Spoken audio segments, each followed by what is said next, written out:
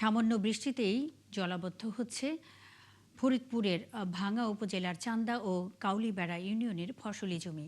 এলাকার লোকজন বলছেন, মালিগ্রাম খাল ভরাট হয়ে যাওয়ায় পানি নিষ্কাশনের পথ বন্ধ হচ্ছে। এতে কয়েক হাজার একর জমিতে কৃষি উৎপাদন ব্যাহত হচ্ছে।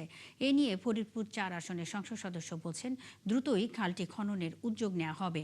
মনিরুল ইসলাম টিটুর তথ্য ছবিতে প্রতিবেদন। মাসের পর মাস জমিতে পানি জমে থাকায় ৩ ফসলি ও ২ ফসলি জমি এখন এক ফসলিতে পরিণত হয়েছে। এতে উৎপাদন কমে যাওয়ার পাশাপাশি ক্ষতিগ্রস্ত হচ্ছেন ১.৫ লক্ষাধিক মানুষ।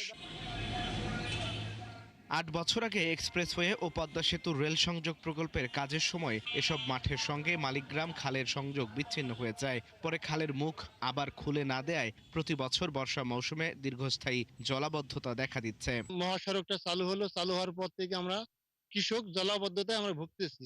এখন এটা বন্ধ হওয়ার কারণে আমাদের এলাকায় আমরা যারা কৃষক আছি, আমাদের এলাকায় সবাই কৃষক, কিন্তু প্রত্যেকটা কৃষক ফ্যামিলি বিশেষ অসুবিধার ভিতরে আছে। এইভাবে যদি খালটা পাইপটা নিচ দিয়ে ভিতরে ঢুকে দিলে তাহলে সুবিধা হবে, পাইপটা পুরোটা পানিটা চলে যাবে। শুধু কৃষি জমি নয়, অনেক এলাকার বাড়িঘরও জলাবদ্ধ হয়।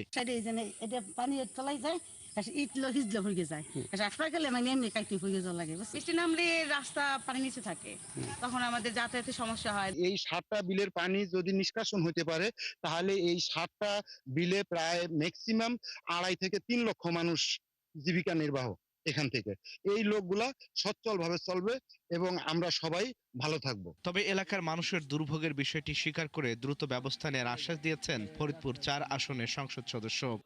আমি এই বিষয়ে নোট নিয়েছি এবং আমি এই বিষয়ে ডিও রেডি করে প্রয়োজনে আমি পানি সম্পদ মন্ত্রী বা দুর্যোগ ব্যবস্থাপনা মন্ত্রী যারাই আছে তাদের সাথে কথা বলে দ্রুত একটা ব্যবস্থা নেবেন। এলাকাবাসীর প্রত্যাশা, দ্রুত মালিগ্রাম খাল খনন ও পানি নিষ্কাশনের ব্যবস্থা করলে ফিরবে স্বাভাবিক কৃষি উৎপাদন, কমবে দীর্ঘদিনের জলাবদ্ধতার দুর্ভোগ।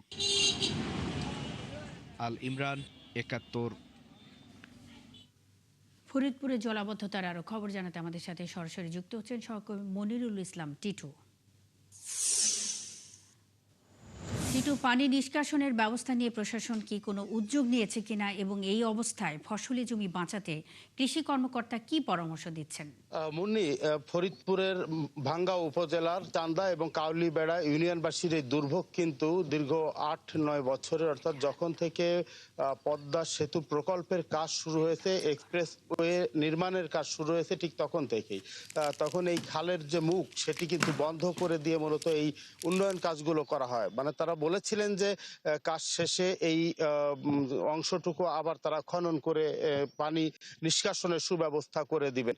এবং মালিগ্রামের যে খাল, সেই খালটি কিন্তু আড়িয়াল খা নদ থেকে শুরু হয়ে কুমার নদে গিয়ে মিশেছে এবং এই সব পানি এই এলাকার সহ আড়িয়াল খা থেকে যে পানি আসে সেই পানি কুমার নদ দিয়ে নিষ্কাশিত হয়ে থাকে। কিন্তু দীর্ঘ ৮ বছর ধরে এই জলাবদ্ধতার সৃষ্টি হওয়ার কারণে এই অঞ্চলে কিন্তু ফসলের যে উৎপাদন সেটি ব্যাহত হচ্ছে চরমভাবে। এবং তারা যেটি বলছেন যে তাদের ৩ ফসলি জমি, 2 ফসলি জমি, সেগুলো কিন্তু এখন একেবারেই এক ফসলি জমিতে পরিণত হয়েছে। এই মুহূর্তে যেটি বলছেন যে বিভিন্ন এলাকায় ব্যাপক পাটের উৎপাদন হয়ে থাকে, আবাদ হয়ে থাকে, তো সেই পাটের আবাদও কিন্তু ব্যাহত হবে। তারা বলছেন যে এখন পাট অপরিপক্ক অবস্থায়, পাটের মধ্যে এই বৃষ্টিতেই কিন্তু পানি জমে গেছে এবং এটি এইভাবে পানি জমে থাকার কারণে এই পাট বাড়বে না এবং ফলন অনেক কম হবে, এমনটি তারা দাবি করছেন। শুধু পাট নয়, কোনো ফসলই তারা যেহেতু দীর্ঘ সময় ধরে 6 থেকে 7 মাস 8 মাস ধরে পানি বদ্ধ থাকে, সেই কারণে কিন্তু ফসল উৎপাদনের উপরে একটি নেতিবাচক প্রভাব পড়ছে। তো এই খালটি সংস্কার করা খুবই জরুরি, সেটি মনে করছেন স্থানীয়রা।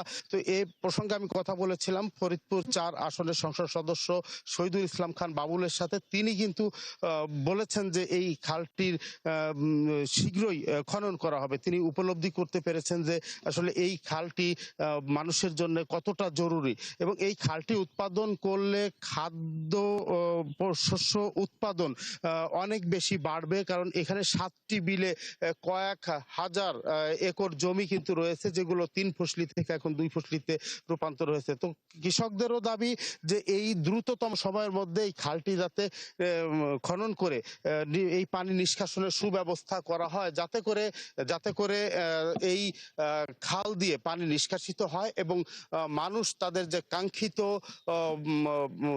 ফসল উৎপাদনের লক্ষ্য সেই লক্ষ্যে পৌঁছতে পারে। মুন্নি, এই ছিল সর্বশেষ। মনিরুল ইসলাম টিটু, খবর রাখতে থাকুন, আমাদের সঙ্গেই থাকবেন। ফরিদপুরে জলাবদ্ধতার বিষয়ে কথা বলতে মনিরুল ইসলাম টিটু যুক্ত ছিলেন।